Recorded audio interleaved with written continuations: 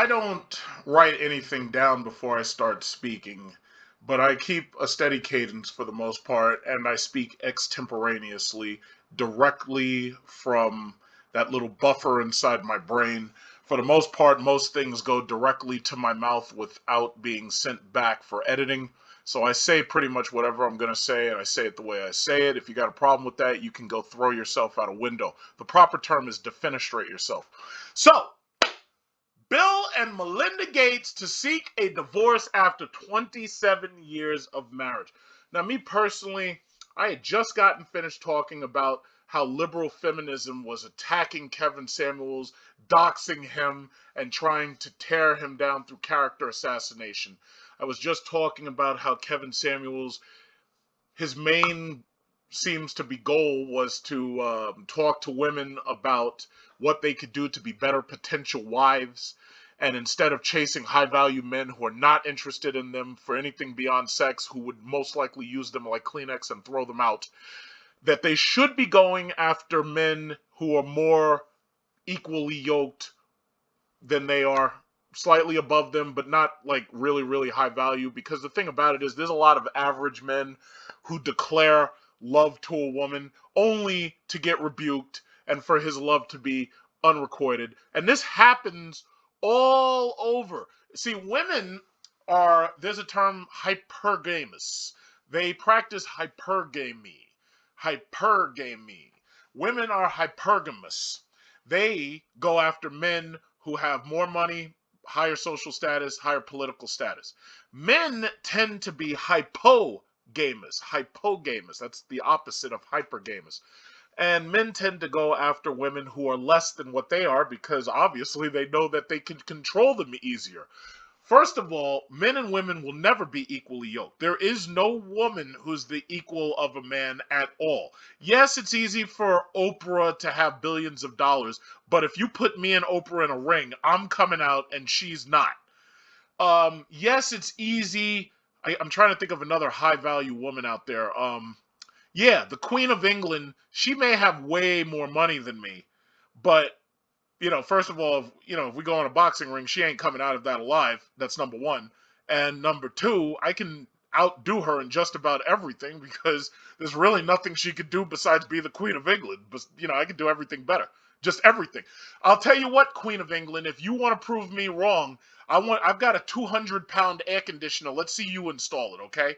In fact, let's see you lift up my 80-inch television and put that on the wall yourself. Because I know goddamn well you can't do it. In fact, very few women out there can really do stuff like that. They call on the men to do it. But that's how nature designed it. That's how it's supposed to be. See, first of all, nature did not design men and women equal. Nature put breast on women, and it put a uterus and a vagina in women because it intended for women to bear the children. It intended for women to bear the responsibility of childbirth.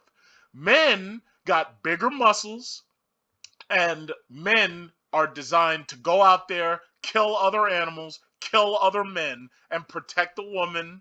We buy guns, we buy ammo. We are designed for hunting, gathering, and killing. That's what we're designed for. The second that you try to ignore your basic design is the moment you fail. That's what men are designed for. So it always makes me laugh when I hear women talk about toxic masculinity. Hey, idiots, that's what we do. That's what we're evolved to be. You can't take away thousands of years of evolution just by saying me too. It doesn't work that way. Now, granted, there are such things as crimes, and those crimes should be punished because typically men had it set up where murder and rape was punished by death. So what did the liberal feminists do? They came in, they took away the goddamn death penalty. You can't even electrocute nobody no more. There's a guy right now waiting the death penalty. I think he asked for a firing squad. I think he's in like Texas or something. Bottom line is, not to digress because I could do this all day. Bottom line is, men and women are not equal. We're not designed by nature to be equal. There are a lot of things that women can do that men can do, but for the most part, men tend to do those things better, which is the reason why everything's dominated by males in certain industries. For example, I haven't seen any women build buildings. I've seen them claim that they designed buildings. I've seen them claim that they designed bridges. I've never seen them build one.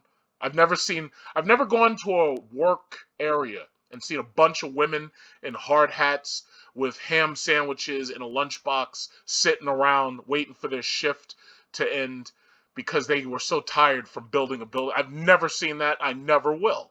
I've never seen a bunch of women building a space station. I've never seen a bunch of women building rockets. I've never seen a bunch of women building F-35s. I've seen a couple fly them. In fact, a couple of women got asphyxiated by the F-22 Raptor. I've never seen them build any of that stuff. And that's the reason why they hate Kevin Samuels so much, is because he points out that obvious truth. You women live in a world that men built. Some women accept that. And some women say, you know what I'm going to do? I'm going to be the best wife, the best sister, the best daughter that I can be. And I'm going to cook for him. I'm going to clean for him. And I'm going to for him. I'm not even going to say the word because I don't want to get, censored or anything. But that's basically it. Bill and Melinda Gates, if the former richest man in the world, I think he's number 3 or 4 now, if he couldn't keep his wife, then what hope is there for an average guy making less than, I don't know, $50,000? There's no hope. Now, I will say this. There are some cultures out there that indoctrinate women to be women. There are some cultures out there where the family structures are very tight, and the women are grown and bred and raised to be good women. They're born and bred to be good sisters, good mothers, good daughters. They cook cakes every Sunday. They help clean the house. There's nothing worse than being in a woman's house and there's cat shit in the rug. Have you ever experienced that? There's nothing worse. Like, I was in my girlfriend's house. Now, this was a long time ago. This was when I was in high school. So I can tell the story. And her mom was a hoarder. And the house stank. It smelled horrible. I don't think they had any pets in there. But if the pet died in there, they probably would have let them rot in the house. And I didn't realize that she lived like that until I actually went to her house. For what, I'm not going to say. Not on this recorded stream. But I was in the kitchen with her, and I was admiring the fact that she had pots and pans and shit still in the oven. And I looked at the wall, and there was a goddamn roach. And he crawled right up the wall. And I'm looking at the roach. And then I look at her. And then I look back at the roach. I can't make this shit up. And I thought that maybe she would make a move to kill the roach. But I guess she was so used to roaches that she didn't even bother trying to kill that bastard. And that roach might still be alive to this day. I don't know, because I didn't touch him. I was afraid. I didn't want to touch anything. Because it's like that movie Creep Show. They're creeping up on you where you kill one roach and then thousands of them come and get you. I wasn't going to deal with that. But anyway, because I'm digressing again. I love digressing. But anyway, 27 years of marriage, and this is how it ends. This right here is a travesty. Travesty. Jeff Bezos, his former wife, MacKenzie Scott, aren't the only high-powered tech couple seeking a divorce in the COVID-19 era.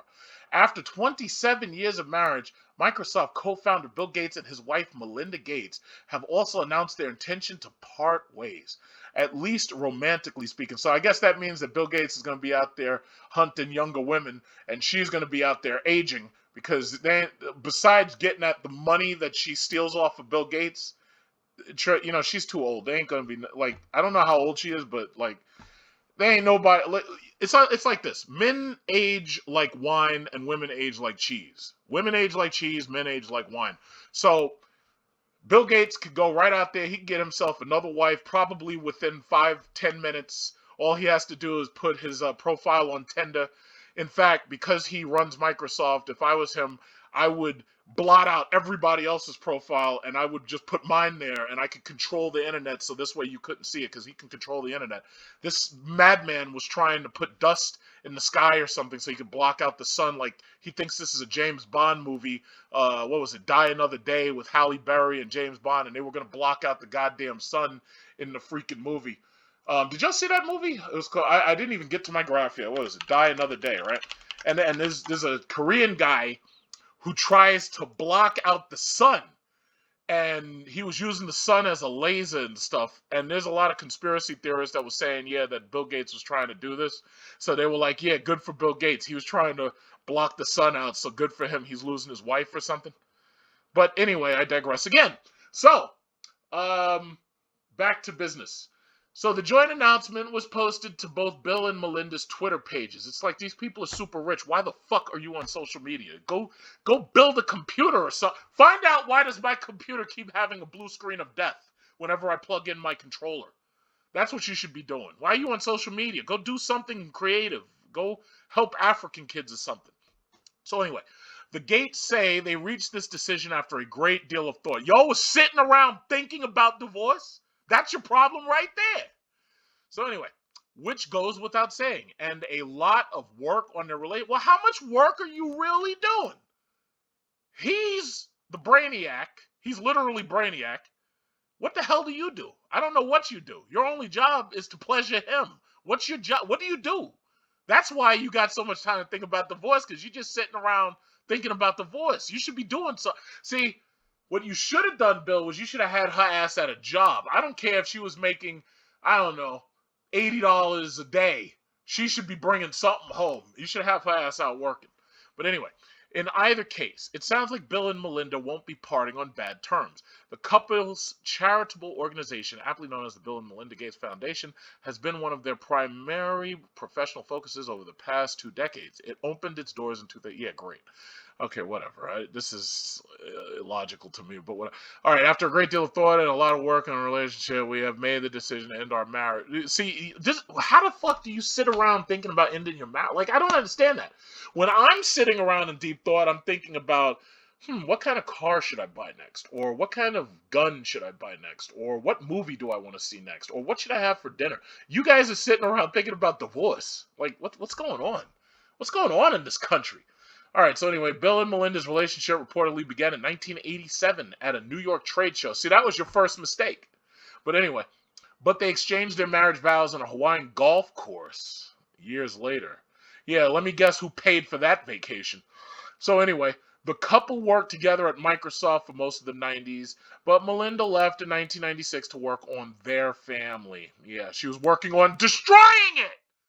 Okay, Gates followed suit a little over a decade later in 2008, when he transitioned away from handling day-to-day operations at Microsoft to focus more on a foundation. It remains, well, what he didn't focus on was making these goddamn Xbox One controllers better, because I've gone through about 6 of them. The Xbox 360 controller was better. Bill Gates, this is what you should have been doing when you were sitting around thinking about divorce. You should have been working on my controllers to make sure they work and to make sure that I don't get blue screens of death when I have an 8 terabyte SSD that I'm trying to protect. An 8 terabyte hard drive. This goddamn SSD, 8 terabytes. This thing was $799. I should never see a blue screen of death. That's what you're supposed to be doing. It remains to be seen what the future will hold for, well, I guess it holds divorce. But we wish them all the best. I don't, because you guys are pathetic. You mean to tell me all that goddamn money and y'all still splitting up? I don't. In fact, you know what? Go right back to your job of blocking out the sun, Bill Gates. Go right back to it. Help us turn into dinosaurs. I think America and the rest of the world is due for a reset like the dinosaurs with the asteroid 65 million years ago. So anyway, notably, the couple, or soon-to-be former couple, is asking for space and privacy. Oh yeah, we're the richest couple in the world, and we need space and privacy. Yeah, right. I hope those paparazzi, I hope every time you go to your bathroom to take a shit, I hope there's a paparazzi guy in the toilet waiting for you, trying to get some questions. And this isn't the first marriage that we've seen end that had to do with super rich people. What was it? Jeff Bezos divorce. And why is it that all these super rich guys keep marrying these average looking women? Like, what is that about? This bald-headed white man who could be he looks like he could be the next James Bond to take over for Daniel Craig. He's got the suit and everything. And the guy looks good. He's shining. He's got all that oil on his skin. He's shining under the light. And she still says, you know what? I can't deal with this bald-headed white man no more. I'm going to leave his ass. Like, what is that about? Like, if I can't believe in the super rich white people, then how am I supposed to believe in marriage on my level? I'm a high-value man in the sense that I make over $190,000 a year. But you make like trillions or something like that. Like, you can't keep a woman? You're super. Look at this guy's eye. He's got the Dr. Evil eye. I've got $160 million. Look at that. Look at this guy's eye. Is that a glass eye? What the hell is this shit? Look at this guy's eyes. That guy looks like a damn villain from James Bond. And he couldn't keep a woman? I've done better than that, and I had less money back then. Jesus. But, hey, listen, I guess that's just how the cookie crumbles, huh? Yeah, Bill Gates, try to figure out why is it every time I push that button that this damn control center comes on, since you got so much time to be sitting around thinking about divorce, Bill Gates. But anyway, okay, so this is what I wanted to talk about. So the title of this video, marriage is nothing more than an insurance policy on a woman's rapidly depreciating market value. And I said that, and then somebody chimed in from Australia, and he said, try living in Australia. Don't need a piece of paper, just evidence on the girlfriend's part that they were in fact living together as a couple for 2 years, and they are entitled to half that man's life savings? Superannuation, I guess they call this the 401k in USA, and his belongings. From personal experience, a lot can happen in 2 years. Uh-oh, sounds like somebody else got screwed. Which is why I like the USA version better. You can wait a few years and find out what they are truly like. So basically what he's saying is if you're in Australia and she even lives in there with you, chances are she's going to take half your shit. That's crazy. That is terrifying. Now in America, you have a rising number of men who are shacking up with women and refusing to get married. And when the women challenge them on marriage, they string them along and say, yeah, we'll get married. And then they say, yeah, we'll get married. They give them a fake ring. They give them one of those moistenites. Because at this point, I would never buy a real diamond ring. I got the money. No, I would rather spend my last dime over at FCA buying a Mopar product than to buy your ass a real ring. Because as far as I'm concerned, diamonds are worthless. And the gold may be worth money, but it's not that much far behind. It's like, I'm not spending that money. Because I just don't think you're worth it. I'm sorry. I think you need to watch what y'all need to do before I get into my main goal. What y'all need to do is y'all need to go on Eddie Murphy Raw, type that into YouTube, and I think you need to look up what Eddie Murphy says about marriage, because goddamn, he's right. He's absolutely right. Every single thing he said is 100% to the fact and true. But anyway, as far as marriage in America, I just don't see myself doing it. I had my own father in tears because I was saying, nah, I don't think I want to marry anything in America. I told him just like that. I was like, you know what, Dad? I think what I'm going to do is I'm going to go to one of the poorest countries in the world before I would get married. I'll get me a wife from a country where they don't believe in divorce. They don't have divorce. It might be a Muslim country. It might be a Southeast Asian country, one where they don't even do divorce. And that's, if I ever married, that's what I'm going to do, because I cannot risk losing half my shit just because you decide that you're not in love no more. That's not happening. I'm not losing half my house. I'm not losing half my other house. I'm not losing half my car. I'm not losing half my other car. I'm not losing half of any of my shit. I intend to keep everything in my house 100%, including the tea bags. I am not your retirement plan. I am not your lottery ticket. And I know you sitting behind that computer angry. Oh yeah, well, fuck you. We don't need. Yeah, well, guess what? You're the same ones that call up Kevin Samuel's show and he drags you because when he forces you to get on camera and finds out that you're 199 pounds and you're a size 12 and he plays the Elephants on Parade music. Yeah, I don't even care about your opinion. You can have it. I don't care. And your opinion means less to me than the dirt on Mars. It doesn't mean anything. So, bottom line is, why is it that men are so adverse to marriage now? I had my own father in tears. I said, Dad, I would never marry an American woman. I showed him a photo from co-workers. They went on vacation, and my dad was looking at the women. He was like, some of these women look good. You need to talk to them. I was like, no way in hell. No way in hell. No, thank you.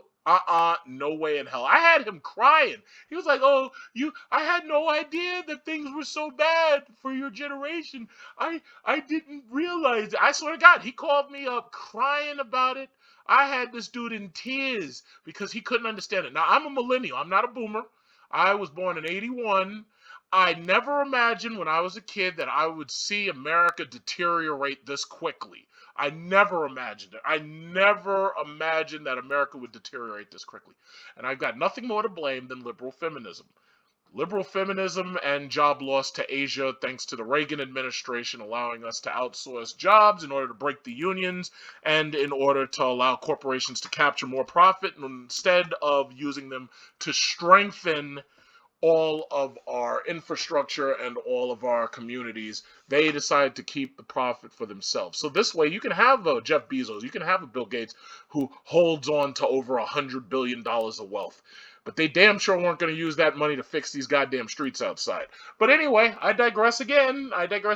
So I had my father in tears. I was like, I ain't getting married no time soon. The hell with that shit. It's like Ramil Amir says, I'm a pump and dump. But bottom line is, you can't do that forever. Me personally, I kind of wish I could believe in the sanctity of marriage, but the more and more I live, every day I wake up, and I wake up to messages, and I see shit just like this, I say, nah, fuck that, not me. It's like, I don't know, I'll do something else.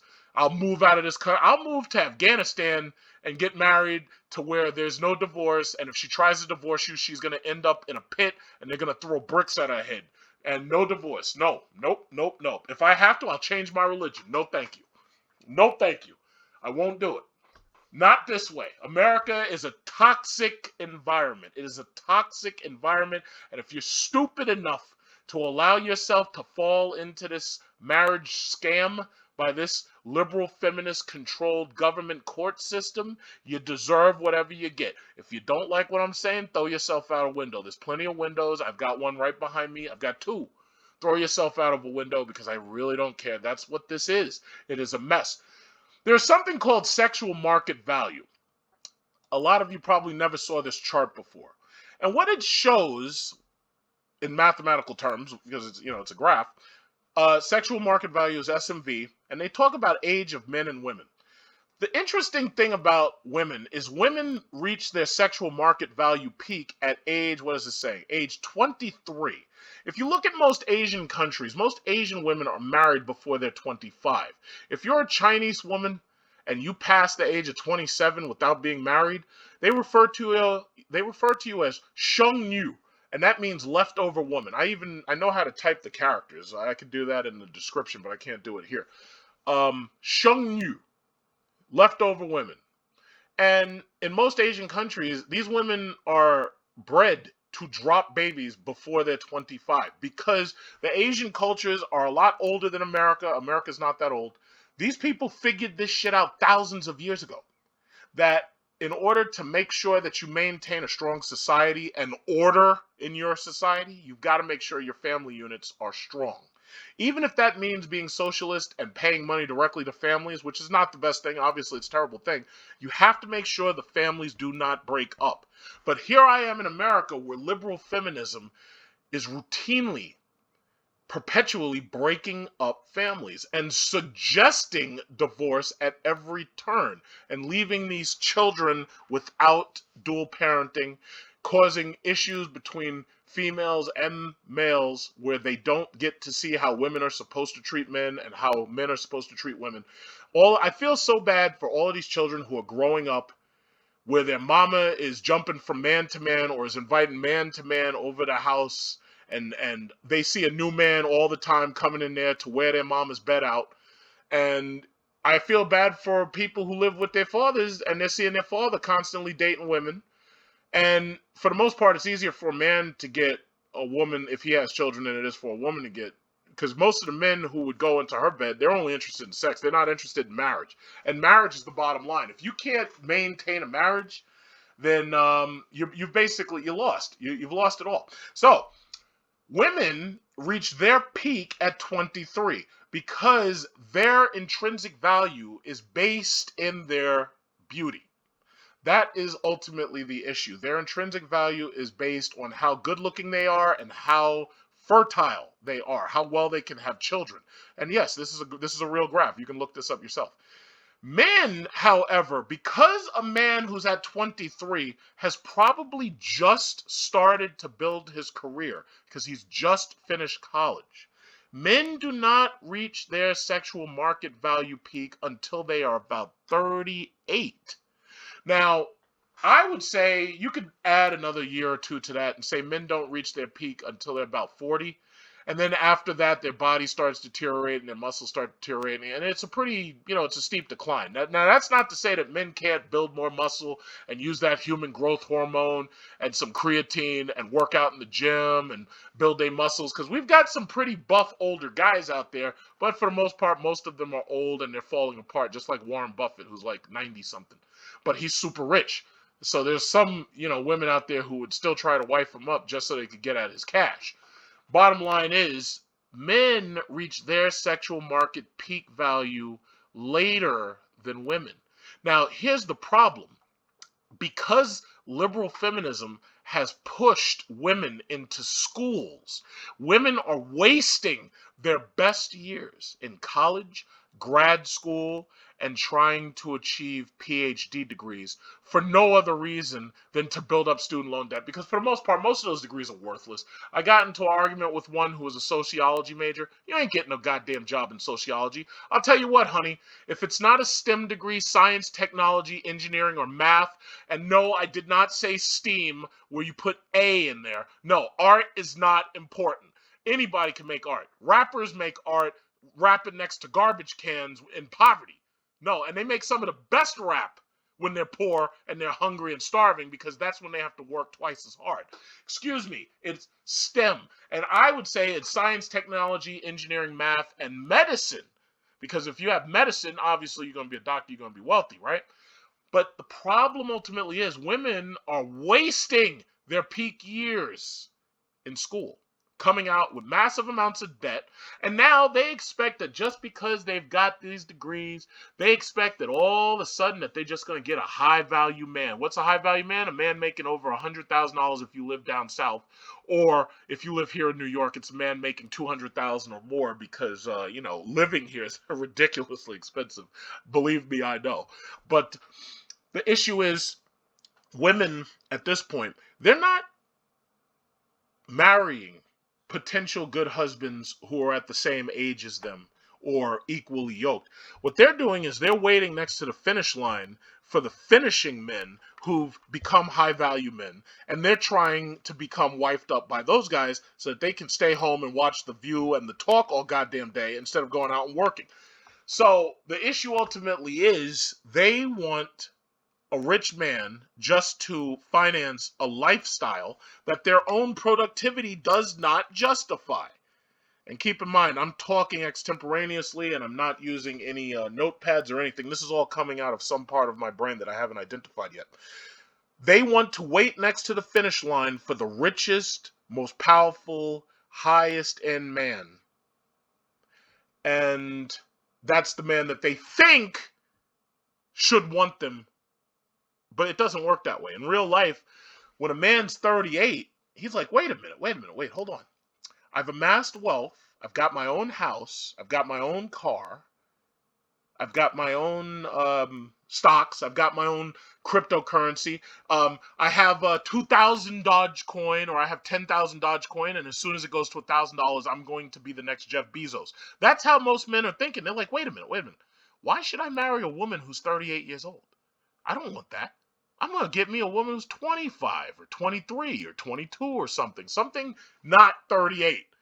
And so most of these women, they end up getting run through by guys who will use them for sex, but absolutely will not put no ring on their finger. And I guarantee you that after seeing these high-profile divorces, there will be even fewer men who are marriage-minded. I guarantee it. So I'm almost to the 30-minute mark. I've talked for almost 30 minutes. To tell you the truth, it almost felt like just 10. But I could keep going forever. Because when I was a child, I never imagined that this late in my life that I would look around at America and I would say, this place is a fucking nightmare. I'd never imagined that. I never imagined it. I never imagined things would get this bad. I will say this. The RoboCop movies, 1, 2, and 3, did prepare me for some of this, but I never imagined that we literally be at war on every single front. I literally never imagined that marriages would be collapsing, communities would be collapsing, the job market would be collapsing. I never imagined that things would get this way. But now that it has gotten this way, all I can do is adapt to it. So what I can say is I'm gonna keep my wealth to myself, not get married. I ain't gonna risk half my shit unless I control the odds.